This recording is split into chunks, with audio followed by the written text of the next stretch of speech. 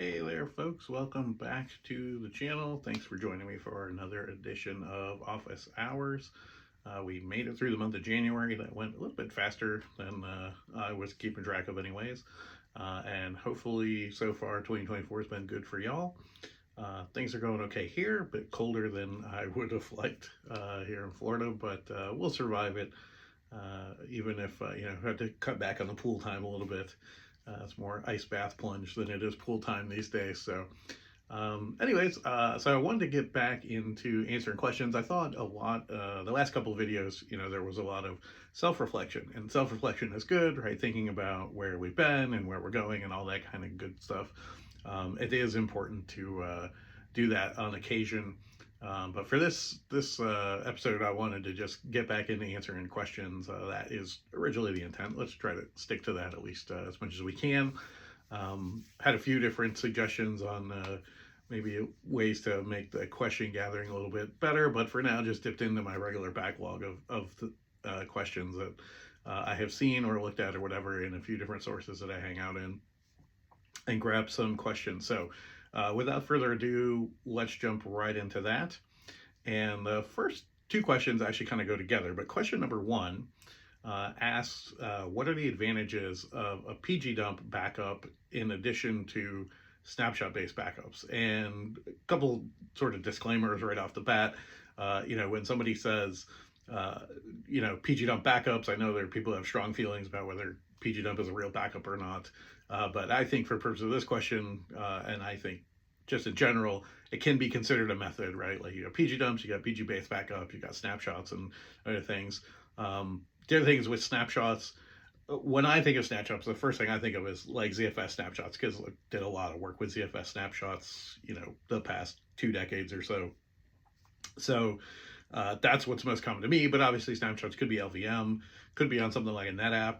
I know in the Aurora work that I've done, so you have basically snapshot-based backups there. So anything that's like in the cloud, and I kind of assume you can get snapshots going, whether it's like VM type system or, built into like a cloud SQL type deal. So we'll talk about any kind of sort of snapshot that's going to use, the database instance and ideally paired with WAL. So that's kind of what I'm thinking of, like PG dump versus a snapshot-based system.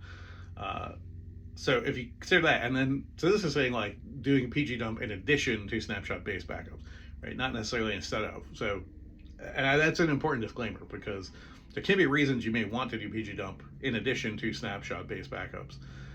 And so the kind of, I think there's about 3 things maybe that people tend to look at for PG dumps. And one of them is like just simplicity of being able to do the dump and restore process. Most people can kind of work that out. You don't have to worry about log files or file systems or whatever, and how that might play with the rest of your data on that. So the simplicity is like an advantage of doing PG dump instead of doing a snapshot based backup. Not that I'm necessarily advocating that's a good idea, but I'm just saying like that's one reason people turn to it, is the advantage of the simplicity. In addition to snapshot based backups, I do think that goes to the core of some of this, which is like how easy is it for you to do that, right? That'll be a thing, and I'll touch back on that in the second part of this question, I guess, or question 2. So the other advantages that you would say with PG dump, so they can be smaller than doing snapshot based backups.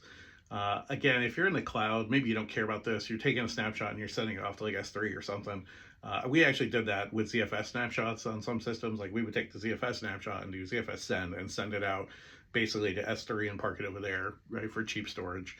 And so you can do something like that as a means. So maybe you don't necessarily care about the storage cost, but it's probably likely that you can get a PG dump backup compressed to be smaller than a snapshot backup, even with some kind of compression on the snapshot backup.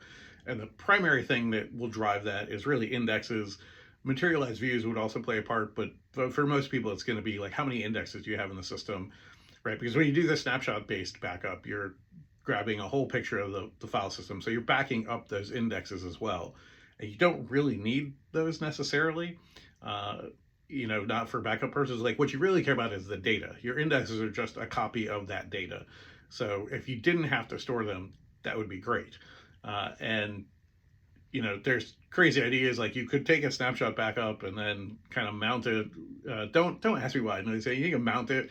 If it's like a ZFS snapshot, mount it on the file system, go in and zero out all the index files. Like, you could do that in theory. I'm sure nobody's ever done that.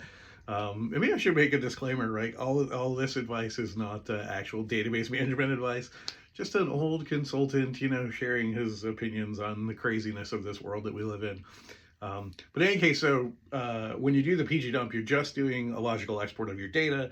You're not actually backing up, right? You're not keeping a copy of any of those indexes. So if the ratio of data in the overall cluster, the higher the percentage of data on the file system that is index data, the better off the compression might be on the PG dump side. So that might be one thing.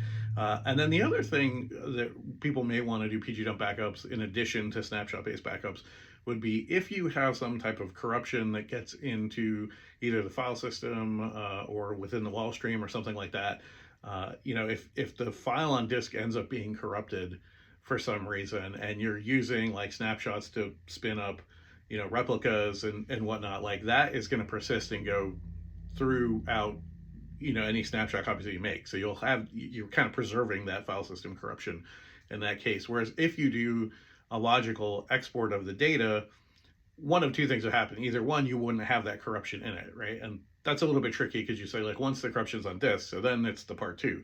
So either your PG dump backup may not have that corruption in it because you've taken a logical export to a different storage format entirely, right, compared to the snapshot. Or the other thing is, if you have that process in place, the other thing that might be nice is that you will actually notice it, right? Because your PG dump may fail or have some kind of issue or whatever. So that might be another reason that you want to do a PG dump backup in addition to snapshot-based backups. And obviously all this is going to depend on size of the database and all that good stuff. So part two of the question, or question two, depending on how you want to look at it, I guess we'll call it question two. Given the option to restore a database using a snapshot that would bring up a new instance, right? So we take the snapshot, we make a new cluster. Do I also need to create a backup with PG dump, right? For example, if I needed to restore a single object only, wouldn't a snapshot method take too much time? So it's a good question. There's several parts to that. So those two questions were unrelated where I saw them, came from different people. And but I thought they kind of go together in explaining the answer to both of them. So, in that question, I kind of key on the word need. Now, you don't need to, right? You don't need to do the PG dump. You may want to, and we'll talk about that in a second, right? But you don't need to. You don't need to because typically with the snapshot backup, people will restore that snapshot and then you can pull out any objects that you want from the snapshot. So the first factor you want to think about is like, if I want to, do I need to, right? Do I want to do the PG dump thing? Is how quickly can I get that snapshot backup put back into place? In something like Aurora, it's pretty fast. Like you spin up a new VM and you point and click on here's the backup that I want, here's the snapshot I want, and then it builds a new endpoint and puts it all together for you. Now, if you're doing something where you're taking like LVM snapshots and you send those over a network to like S3, and so now you've got to provision a new VM and download the snapshot, right? Especially the larger the size of the snapshot, you're downloading that and then mounting it on the file system. Like that might take a lot of time. And maybe if you can keep a PG dump closer, not stored over the network or just in some place because it's smaller, right? So maybe you can keep it closer. And you can pull stuff directly out of the PG dump file if you PG dumped in an appropriate format, like the custom format, dash, capital FC, right? Like that's sort of the easiest one. And then you can pull those individual objects out much more quickly. So if you just needed one object, if it's very fast, to me, I don't know that it makes a whole lot of difference, right? You could bring up a snapshot really quickly. And once you've got the snapshot put up into the new VM, right, you can basically, you're kind of doing a dump restore out of that one into the other one. You may be able to play some tricks with like foreign data wrappers and doing it that way. That's probably not that much slower than pulling it out of the dump file and into, loading it up into a new database as pulling out of an existing database and loading it into a new database, right? So both of those, you're going to have to do an extraction and load in there. So I think if it's quick to get the snapshot back in place, then you're good. Now, also, the number of objects that are involved will also make a difference, right? And again, the method of your PG dump makes a difference. So if you just do a plain text PG dump and you have to restore that into a database, that's, I think, almost always going to be slower to do it that way. So you wouldn't want to do that. You'd have to do a PG dump that's kind of designed for being able to pull these individual objects out. And then again, if you're doing multiple objects, the one that might be easier is if you said you have multiple schemas and I need everything in this one schema. I think the thing that would be quicker about that, I may have to double check this, would be, so PG dump has flags for schemas, whereas if you just stand up a snapshot cluster, like you have to write some kind of looping code to pull everything out. So then it's like, how complex is that and whatnot, to do that. Again, I'll go back to, do you need to do it? I don't know that you need to do it. It may be quicker in some scenarios, right? And again, this is also going to depend on how large, what are you restoring and what are you pulling in and out of and all that stuff, as to how much faster that is. Make sure if you're in that kind of scenario, right, like, and you're loading large data files, like use the copy command and that kind of stuff. But, beyond that, like, I would say you don't need to do it. You may want to do it. And like I kind of mentioned in the first question, the cost of doing the PG dump is also going to be a huge piece of that. Once you get into, to my mind, like once you're in the like terabytes of data range, doing PG dumps is just so painful that I can't imagine that you really would want to do that. You're probably better off having some kind of automated restore facility for your snapshots that just like brings the thing up on a daily basis and run some integrity checks over there. Like, spend your time engineering that solution as opposed to, doing something with like waiting for those PG dumps to come and do that. I mean, if you're automating the whole thing, maybe it doesn't matter a whole lot, but it just gets painful to do PG dumps on these like terabyte sized things. So I think that's sort of the answer there to question 2 about whether you need to or not. Again, like, I don't think you need to. You may want to, and if it's cheap, why not have the option? So, okay, on to question 3, heading in a different direction here. This was, so to hear these questions and you're just like, oh, that's fantastic. This person posted getting the following error every few minutes, and the error was process terminated by signal 11 segmentation fault. And then they go on to say, my database is in constant recovery mode.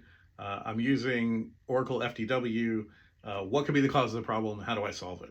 Right. And what I love at first is like, you're getting seg faults with regular recovery. So maybe that's a problem and you might want to do something faster than like rando guy on the internet that you're asking for help. But that's cool. I think so. Anyway, but on to how would you deal with this, right? And how would you solve it? Well, obviously that's going to depend on what the nature of the problem is. So the first thing I think you really want to try to figure out is this actually a problem with the Oracle FTW? And that's what you have to narrow down first. So to sort of narrow that down, like ideally you would already have a core file from the seg faults, and you could just pull up the core file, get a backtrace, see if the Oracle FTW code is involved in that, right, in the stack trace from that. So that would be, I think, the quickest way to do it. But let's assume you maybe can't do that for some reason. If core files configured correctly in the cloud or whatever. I guess the next thing I would probably do would be take Oracle FTW like out of the picture, whether you had it in like, I don't know, shared preload libraries or something like that. That'd be, if it's there, like take it out of there. Does the database stop restarting automatically? If that's the case, then that probably isn't your issue. If that doesn't make, if it stops the problem, right? So Oracle FTW does not your issue, or at least not necessarily in that way. You got to figure out. So like maybe you have it in there and that's not the problem. Your problem is whenever you try to call something that references the Oracle FTW, it breaks. That could be the problem as well.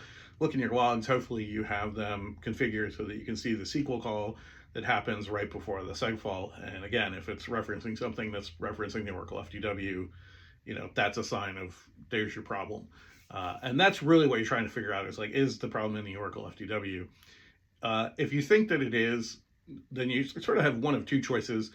My guess would be that if there is a problem referencing, a SQL statement that references the Oracle FTW under the hood, the bug is most likely in the Oracle FTW. So there's probably some chance that the Oracle FTW is doing the right thing and core backend Postgres is just like not interpreting those signals the right way, right? And think of it in that sense.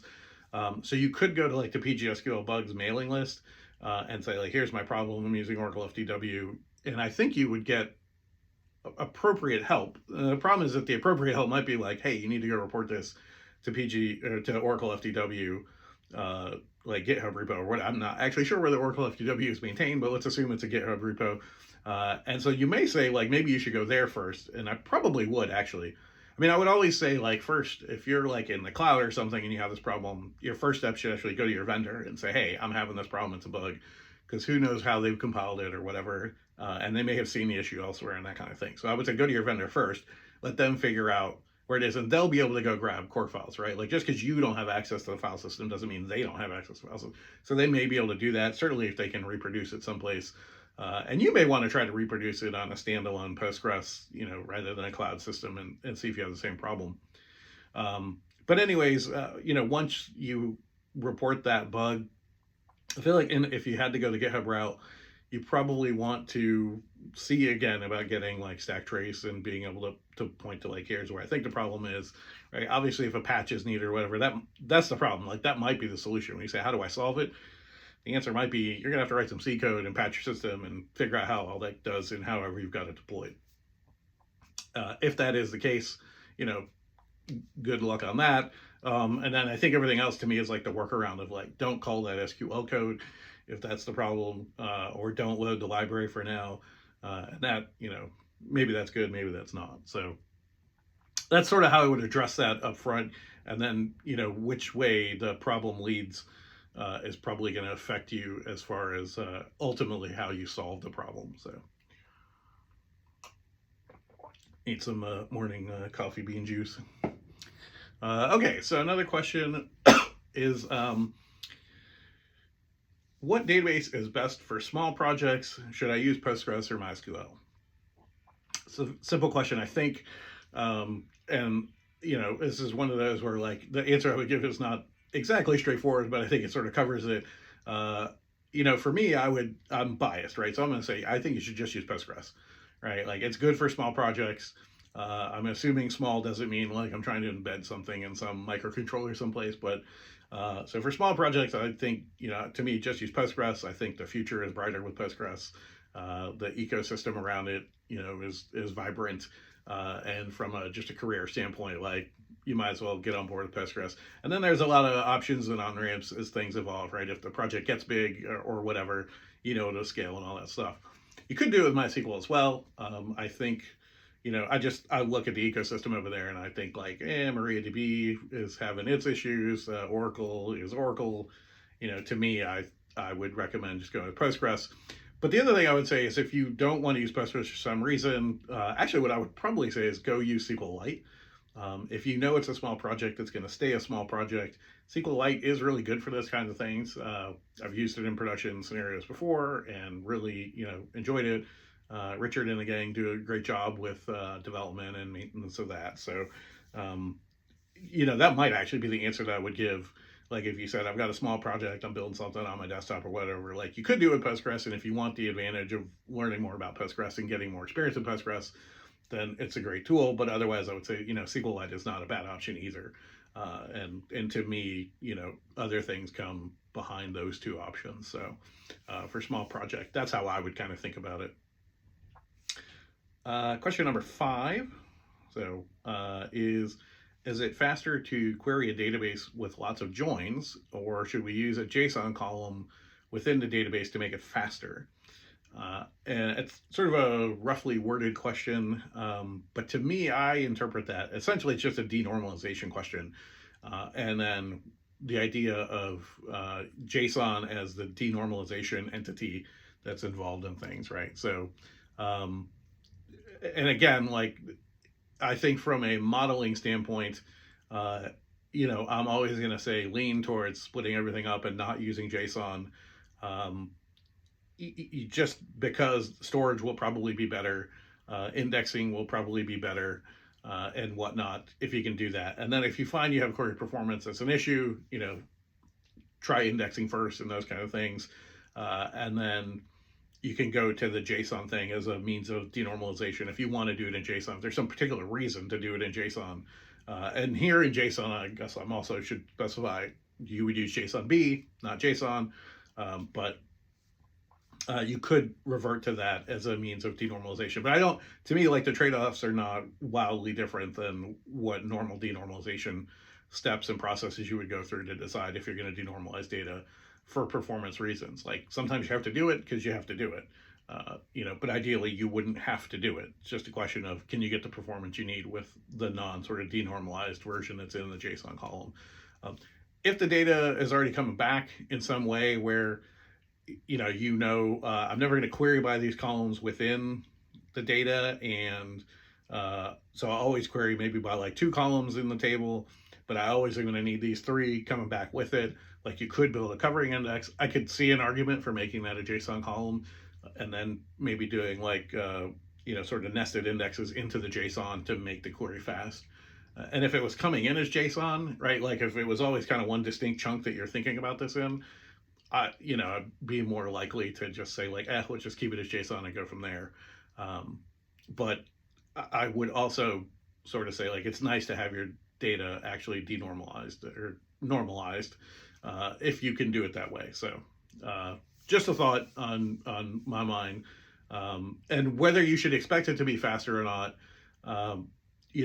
it's depends on the nature of the operations that you're doing. I guess I should say that, because we tend to think like, is it faster? It's like just for query performance speed. Well, the things to keep in mind are, databases are optimized to do joins, right? The indexing is all about doing joins on different columns, and that's why they exist.